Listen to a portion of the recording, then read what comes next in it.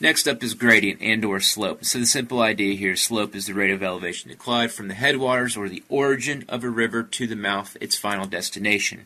Simple idea, we increase the slope, we increase the gradient, it's going to increase the capability of a channel of flowing water to erode, to do landform change.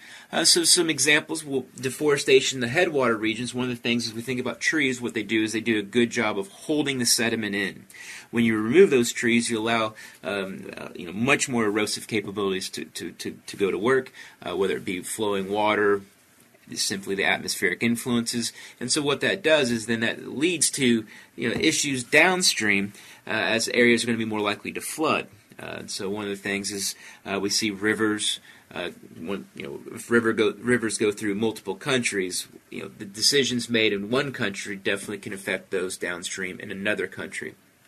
But who cares, though, about other countries? Another thing is with the Colorado River. When we look at the Grand Canyon, like, well, how in the heck is the Grand Canyon so just massive and big? Well, the key idea there was flowing water. And so as over time, uplift, which we can go back to and talk about when we talk about plate tectonics and convergence, uplift, what that essentially did was increase the flow, increase the gradient of the Colorado River so that it then could continue to carve out the massive Grand Canyon complex that we'll probably see sometime, or we've seen it in previous lecture/slide. So here we got a profile of a river as far as going from its headwaters to its mouth. And so some characteristics we see here. As far as headwaters are where we're going to see more erosion occurring. Headwaters, characteristics, steep gradient. So when we see a steep gradient, it's going to very much carve out those V-shaped valleys. Further, minimal floodplain. And so there's, with hardly any flat, low-lying areas, there's, of course, going to be hardly any places for water just to sit. It's always going to go down slope. So especially when we have those very steep slopes.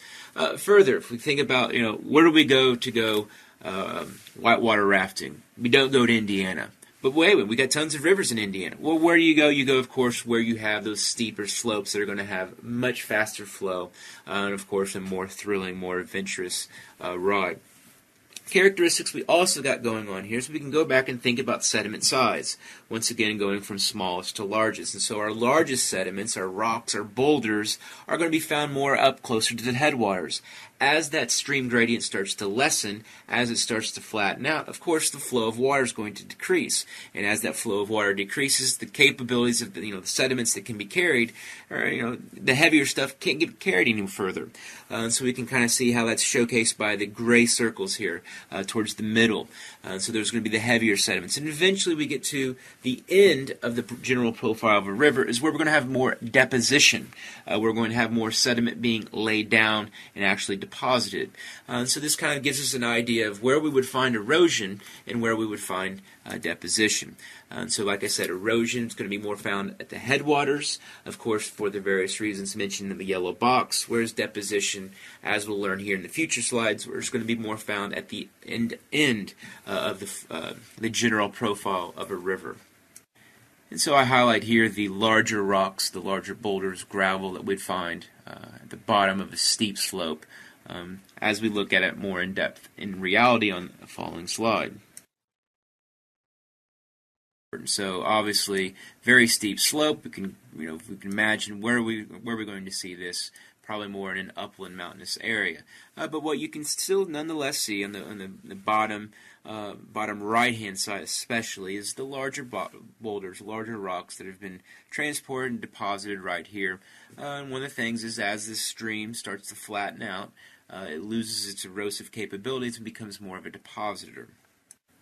Now I'm going to highlight those silts, clays that we would expect to find being transported and carried beyond the headwaters, beyond the larger boulders, which we can see here, and this is actually in southern Indiana.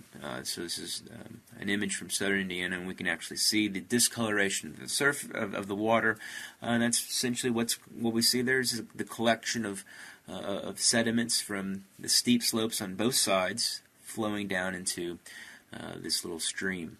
And so what we got is largely silts and clays which are causing this discoloration. So one of the things is we got to think about, okay, well, where should we build a hydroelectric power plant in the profile of this river? I'll let you think about that one.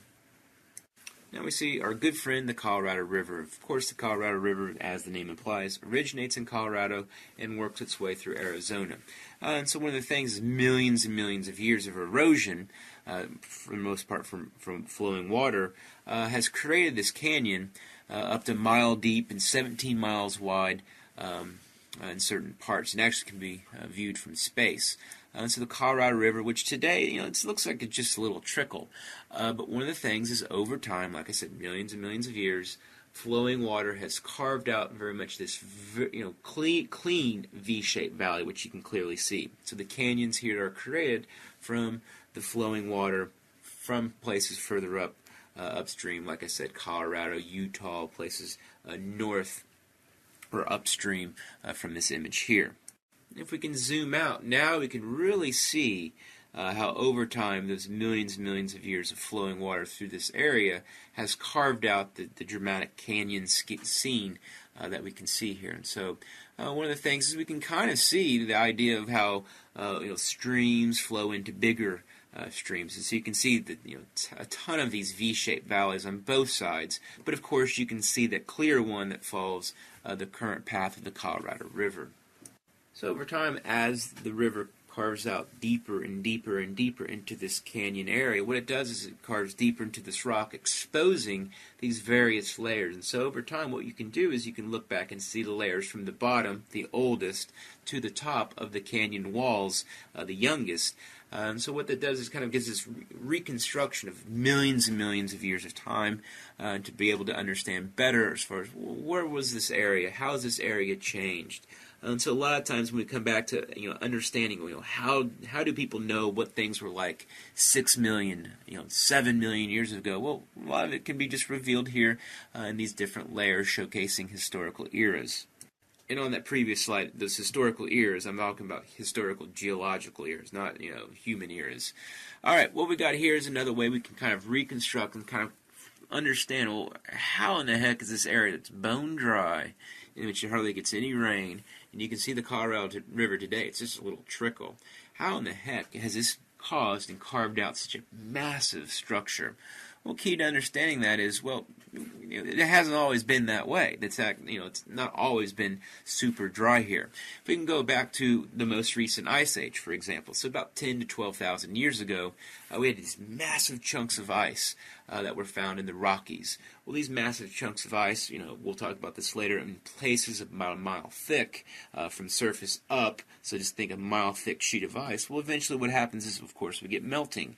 And so with melting, of course, we're going to get this massive discharges, massive flow of water coming from areas upstream. So as that occurred, what that did was to help fill in and erode a lot of these V-shaped valleys and these canyons that, since over time, as that water is evaporated, flown, gone to wherever it's headed, essentially what it's done is it's left behind the image at the top here, which shows just a little trickle coming through here. So we have to kind of go back in time and reconstruct and say, well, actually, there was a massive amount of water in this area that relates to a previous ice age.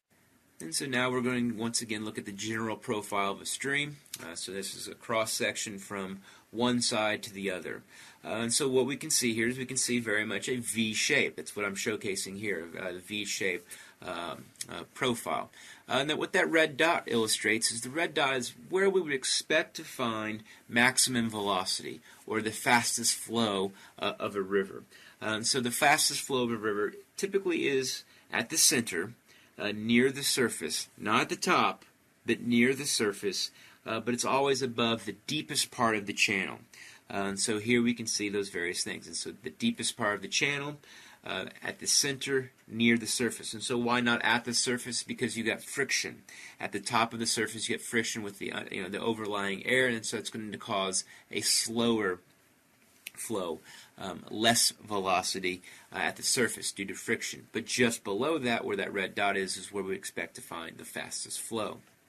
So here we have a profile where obviously this is a different shape, but once again the red dot illustrates where we would find the fastest flow, the maximum velocity over the deepest channel. So it's what really is showcased here. And of course, this could vary as channel characteristics change throughout the course of the flow of a river. Essentially, the notes that I just spoke of on the previous slides.